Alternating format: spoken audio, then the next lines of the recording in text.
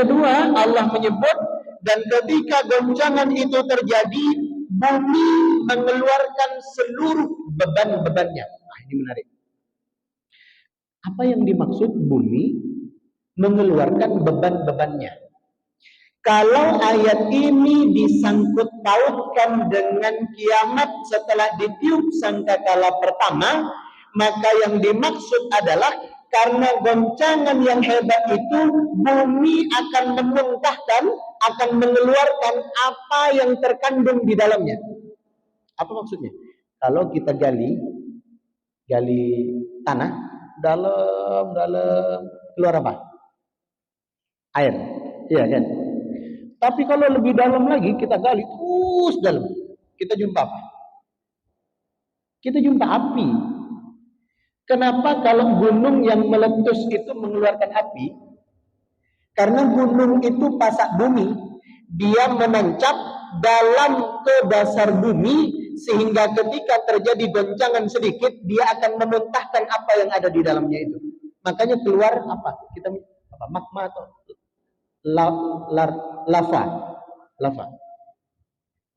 Itu yang ada di dalam bumi. Maka ulama menyebut yang dimaksud wa akhrajatil ardu athqalaha, kalau dikaitkan dengan setelah ditiup sangkakala pertama, maka bumi akan memuntahkan air dari dalamnya. Bumi akan memuntahkan lahar panas dari dalamnya.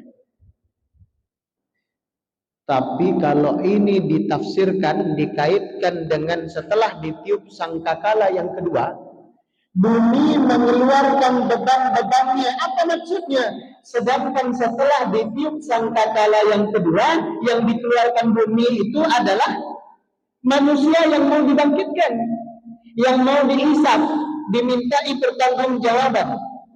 Berarti kalau begitu, apakah manusia itu yang terpendam di dalam bumi, terkubur di dalam bumi, apakah manusia itu menjadi beban bagi bumi? Maka jawabannya ya. Dijelaskan jamaah, bumi itu sudah lama menyimpan dendam kepada orang yang hidup di atasnya dan dia durhaka kepada Allah. Bumi itu dendam.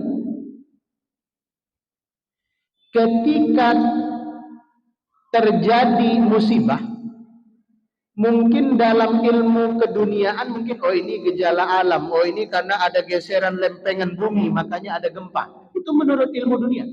Tapi menurut Al-Quran tidak. Itu kekecewaan bumi kepada manusia yang diizinkan oleh Allah Subhanahu wa ta'ala. Sebenarnya setiap kita ingkar, setiap kita bermaksiat, berjalan di atas bumi ini, bumi itu dendam kepada kita. Ingin segera menenggelamkan kita, ingin segera membenamkan dan menghancurkan kita, tapi belum diizinkan oleh Allah. Itulah mengapa ada hadis, nanti kalau orang itu wafat, meninggal dunia, dan dia adalah orang yang ahli maksiat, itu langsung dihempas, langsung dihimpit oleh bumi, itu dihimpit hingga runtuh tulang belulangnya, hingga patah tulang-tulang rusuknya, karena dihimpit oleh bumi. Kenapa itu dihimpit? Padahal antara kuburan orang yang ahli ibadah dan ahli maksiat kan ukurannya sama. Antara yang banyak ibadah dan banyak dosanya kan ukurannya sama. Tapi perlu diingat, bumi telah lama menyimpan dendam kepada manusia yang ingkar kepada Allah. Maka disebut athqalaha di sini adalah kita ini sebagai beban bagi bumi apabila tidak taat kepada Allah Subhanahu wa ta'ala. Maka nanti kita akan dimuntahkan sebagaimana lahar itu yang keluar dari dalam gunung, dimuntahkan, disemprotkan begitu, dihempaskan begitu. Begitu juga nanti keadaan kita setelah ditiup sangkakala yang kedua. Jadi bukan kita seperti orang tidur, habis itu ditiup sangkakala yang kedua terus kita bangun.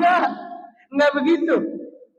Kita tertanam di dalam bumi, setelah itu terjadi goncangan dahsyat, baru kita mental ke atas. Begitu kira-kira Allah menggambarkan.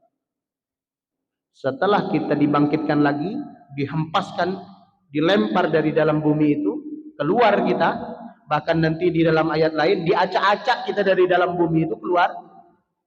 Dijelaskan dalam surah Yasin. Hafal semua nih surah Yasin. Setiap malam kita hampir yasinan. Iya kan? Ada tetangga kita malang, kita yasinan. Belum selesai beliau, ada tetangga kita lagi juga yasinan. Apa di dalam surah Yasin contohnya? Qalu ya wailana man ba'athana min marqadina hadza ma wa'ada ar-rahman wa sadaqal mursalun. Saat manusia itu nanti dikeluarkan dari dalam tanah untuk dibangkitkan, mereka saling bertanya, man ba'athana min marqadina. Loh, siapa yang membangkitkan kita semua ini? Bukankah kita telah lama mati? Bukankah kita telah lama dikuburkan ratusan tahun, bahkan ada yang ribuan tahun, karena sudah lebih dulu mati sebelum kiamat. Siapa yang membangkitkan kita ini? Semua mereka nanti akan bertanya-tanya.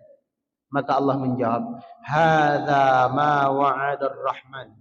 Inilah hari yang dijanjikan oleh Allah Subhanahu wa taala, yaitu hari kebangkitan menjelang datangnya hari pembalasan.